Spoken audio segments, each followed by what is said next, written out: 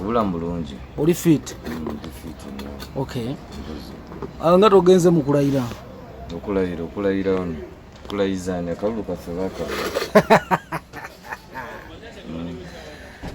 Naawe oli omu ku abo abatali bamativu.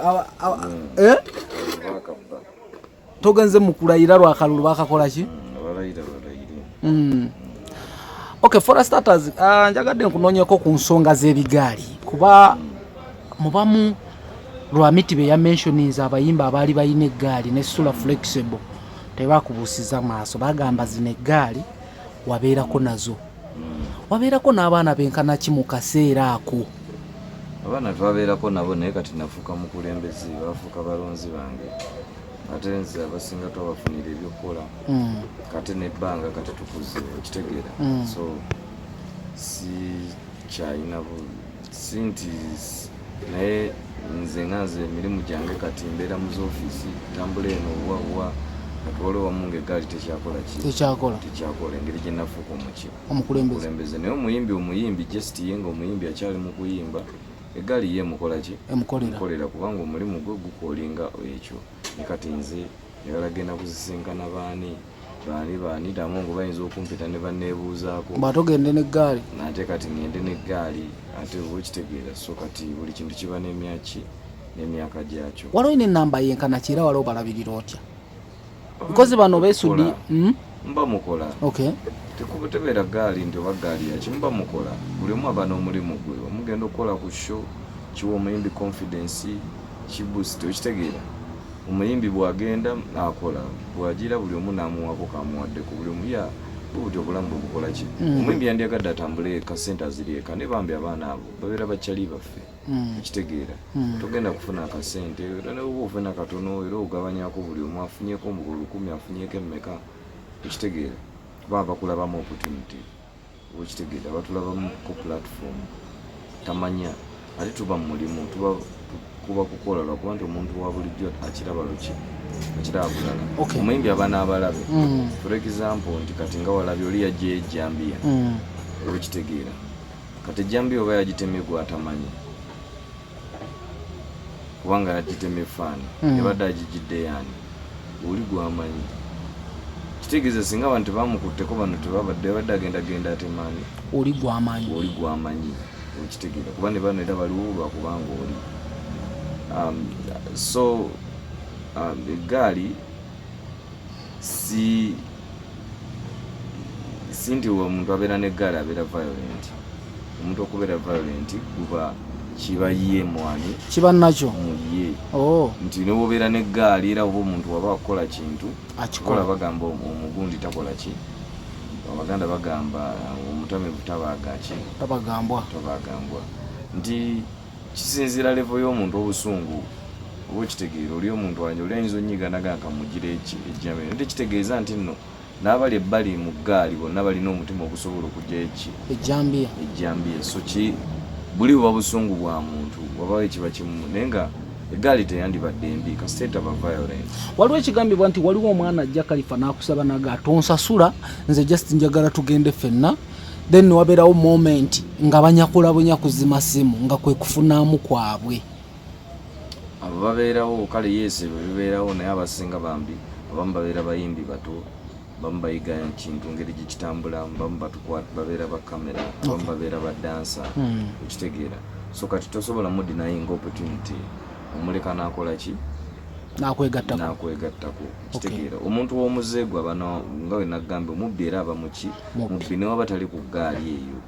okitegeera era ow'omuze omubi era bamala ne bamukola ki ne bamu identifyingamu so eggaali tekyandibadde kibi mazima naye oba controlling otya n'okumanya buli omu emize egyo kubanga emize abantu eggaali gye bakola bagiteeka ku ggwe mukama waabwe batambula n'amajambiya bagamba oba amajambiya wabba obusimu bw'abantu bajja gamba bwa batuma era bajja kirambika nti abagundi okitegeera so ffenna batambula n'eggaali okutambula n'eggaali tekyandibadde kibi kuba omuyimbi bamuwalana oba kikiri kigambye nti oli babakuba mu kwewalana ng'omuyimbi kati palaso singa teyabadde n'abakuumi ekifo ky'ottema oli banditememu palaso ki direct kati obula omuyimbi yeetaaga okutambula n'eggaali atya nti protection kati singa Palaso abadde teyatambudde naki ngali yekka kade kaweddemu singa Palaso namanya saha naye abadde akoze eki atambudde yekka Palaso namugwako ukitegeera oza kiki yo kwatukira okujja ejjambi oloza ekiki babadde bamukoze eki bamujjiddeyo ukitujja kwesanga nga nabo babadde bajjeeyo oba obwambe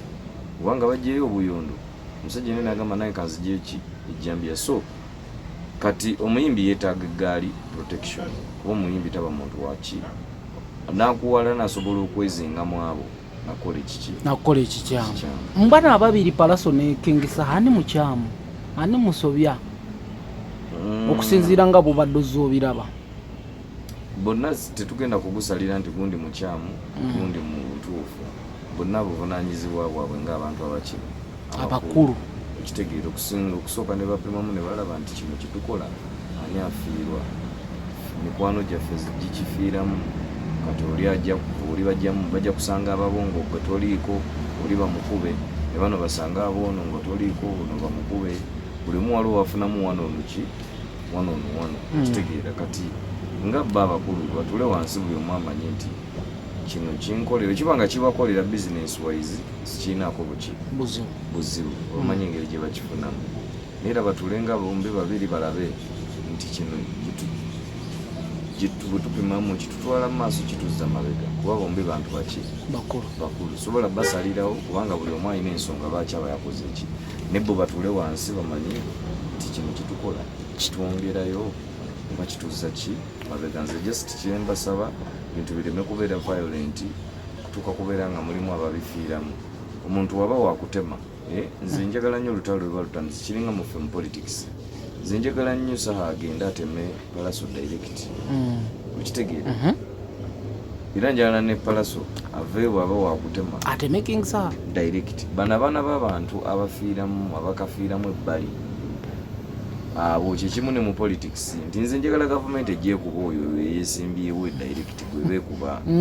okitegeera bano nze ffe ka statement kakole bulungi bakategeere nze njagala gavumenti bwekubanga opposition ekwate lead of opposition gwebeekuba emigo direct bano abalala ffe opposition oba yatulimba n'atufera ffe ne tumubanga tumukkirizamu ffe tetulina muki musango kubanga olimu muleka nayisa message ne zitukola ki ne zitukwata ne tuba ffe bafaani tuba abagoberezi kati ekimu ne kubayimbi Palaso abayo n'olutalo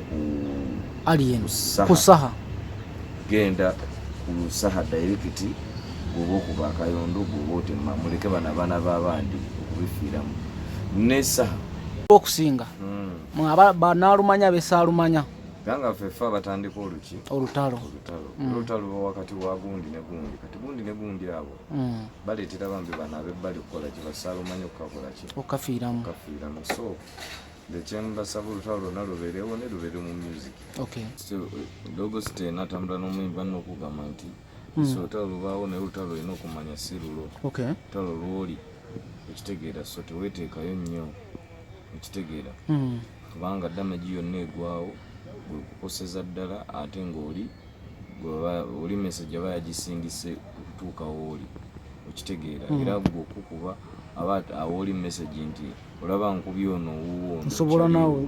nva kwono nzira kwani kuggwe so kati weewale gwe okubeera ekizambo okozesanga nga specimen okitegeera so kati bonna bakozanga specimen olina nga yagala laga oli nti obusungu bwenkulinaku nja kukutema kankulage eki ntema mutabani wo nolinaga obusungu bwenkulinaku nja kukukuba mutabani wo ekitegeera so bayuta batambula gwejesa olina kwebereramu ng'omuki ng'omuntu olutalo si lulwo ejambiya eno ogyogerako ki jambiya bagiteekako nnyo amaaso Kalifa ejambiya yesi bagiteekako nnyo amaaso naye erudda ne security ekoze eki omutindo gwa internal security mu ggwanga gugudde so kati kino kiri abo ebyokwerinda okutuuka okubeera ng'omuntu asobola okubeera ng'afiiringa protected nga takimwetagisa kutambula naki najjambiya kubanga nange mba nituuka okuba nga njeetaaga ntya nti ogenda kusanga bakuba abaana bakuba peeva otambudde ekiro osanze ebikibingi abantu batambula n'amagaali oli atambudde n'abantu 8 kati ffe abatayagala tambula n'abantu tugenda kukola tutya kitegeero kujja kuba gavumenti egenda kutuwa eki emundu kitegeera naye so kya security mu ggwanga ekyo kiri eri security eki omuntu takyafiiringa secure alina okuba n'ekyokulwanisa ekitegeera amajambiya gabeeranga mu kutemanku kukola mirimu gyawaka kati gatandise kubeera kimu ku bulamu bwaffe ekitegeera so omuntu onajja ejjambiya naye tomukola ki tomunenya kubanga bali singa teyajjayo jjambiya olwozayo babadde bazze mukola ki ekitegeera soka okubamu ogambe nti magnitude y'abali ono watuukire okujja eki so both sides zonna zirina okwansalingamu eno ki mwene ensonga so naye just kyensaba baganda baffe nti tusobolera okusigala nti ba Luganda mulanga kigowa gavumenti mwapuliddeko ng'ogamba oba bandituwadde emmundu gavumenti etukkirize tutandika okuba n'emmundu kuba kati abantu abamu tetukyagala tambula n'amagaali wanje yes abantu kati sikyalina budde butambula na gaali nina ebyama byange bisagala bamanyi nina bintu byange